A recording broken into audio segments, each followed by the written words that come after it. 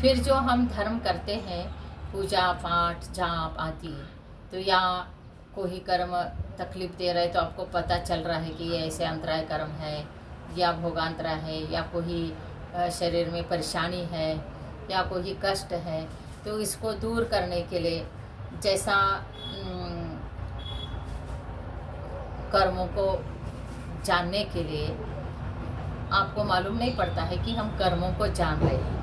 आप क्या समझते हैं कि ये ग्रहों को द्वारा ही हमको परेशानी हो रही है। तो ऐसे करके कोई कोई क्या करता है कि ज्योतिष के पास जाता है, तो उससे पूछता है कि बाबा हमको क्यों इतना सारे परेशानी हो रही है। हर तरह से परेशानी है, एक दो नहीं, जो भी परेशानी है सांसारिक, वो पूछते हैं। जब पूछने के लिए ज्योतिष के पास जाते हैं, तो ज्योतिषी ने बताया कि शनि ग्रह के कारण, मंगल के कारण, राहु के कारण आदि आदि बताता है।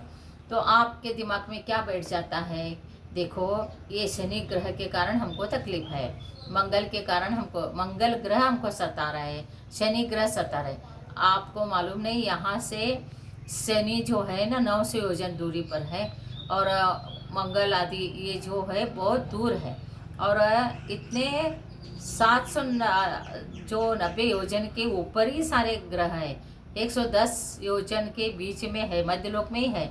वो तो अपने अपने विमान में रहते हैं, परिभ्रमण करते हैं। जैसा आप एरोप्लेन में बैठ के इस देश से उस देश जाते, वैसा उनका मेरू पर्वत के भ्रमण में रहता है। वो ग्रह तो एक ज्योतिषी देव है, वो पंचकल्याण पूजा आदि में आते। सूर्य आता है, सूर्य ज्योतिषी देव आता है, चंद्रमा आता है, ये सब लोग भगवान के पंचकल्याण पूजा में आते। ये सूर्य शनि ये जो ग्रह है, ये तो ज्योतिषी देव है और इनका एक विमान है। लेकिन क्या होता है कि ये जो जन्म होता है हमारा, उस टाइम में एक्यूरेट जो हम लग्न निकालते हैं, तो लग्न के हिसाब से जो 9 ग्रह है, 12 ग्रह में कहाँ कहाँ बैठ गए, तो उसको देख के वो ज्योतिषी जो है बताता है कि आपके बहुत राजयोग है, आपका बहुत ग्रह अच्छे हैं, शुभ है, और या तो आपको बोलेगा ये ग्रह के कारण आपको तकलीफ है, ये ग्रह के दशा में आपको ऐसे ऐसे होगा। इसलिए हमारे जैन ज्योतिष में कहा है, ज्योतिष शास्त्र जो है ना भगवान की वाणी है, वास्तु शास्त्र भगवान की वाणी है। द्वादशांग वाणी में जो 14 पूर्व आता है वो क्रिया विशाल आता है, और जो ये सब विद्यानुवाद आता है, इन सारे में मंत्र तंत्र, फिर ग्रहों के बारे में सब कुछ बताया गया है। तो ये भगवान की वाणी है, चाहे वास्तुशास्त्र हो, चाहे ज्योतिष शास्त्र हो, चाहे मंत्र शास्त्र हो, चाहे तंत्र शास्त्र हो। तंत्र का अर्थ है कोई विद्या नहीं, तंत्र का अर्थ है प्राणियों का भाषा से वो निमित्त ज्ञान जान लेने का।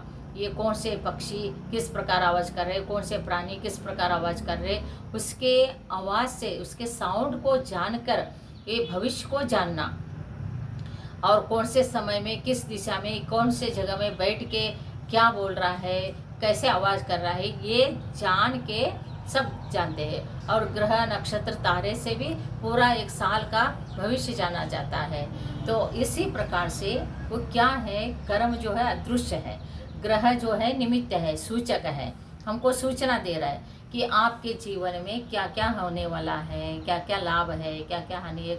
जो कुछ भी जीवन मरण सुख दुख लाभ अलाभ, ये सब ज्योतिषी शास्त्र से हम जानते हैं। तो हम ये संबंध है कर्म सिद्धांत से। तो इसलिए मैं 10 कर्ण बताने जा रही हूँ कि ये 10 कर्ण आप समझेंगे तो कर्मों में परिवर्तन होता है। कर्म को बंद करके हम ही आए हैं, उसका फल हम ही भोगेंगे। तो हमारे कर्मों का फल हमको ही भोगना पड़ता है। तो वो ज्योतिषी क्या करेगा, ज्योतिषी कर रहा है या ग्रह कर रहे हैं कि बाबा तुम्हारे को अमुक साल में ये या अमुक दिन में इतने दिन के बाद आपको ये कर्म ऐसे ऐसे फल देने वाला है, ये सूचना दिया। तो कर्मों का फल, कर्म भी 9 है, जैसा मौनी कर्म में दर्शन मौनी चारित्र मौनी कर दिया तो 9 कर्म होता है मेन कर्म, वैसे 9 ग्रह है। हमारे जैन शास्त्र के अनुसार जो 7 ग्रहों को लिया, तो राहु और केतु छाया ग्रह कहा जाता है, वो अंतर्गर्भित होता है, उसको मेन रोल नहीं है। तो ये 7 कर्मों का है, तो 7 दिन है, और 7 कर्मों के 7 ग्रहों के जो स्वामी है 24 तीर्थंकर है। तो वो 24 तीर्थंकर के स्वामी जो हमारे हैं, तो उसी हिसाब से हमारा ये सब चलता है। तो इसलिए ग्रहों को जानना, उसके माध्यम से कर्मों को जानना, ये बात होती है।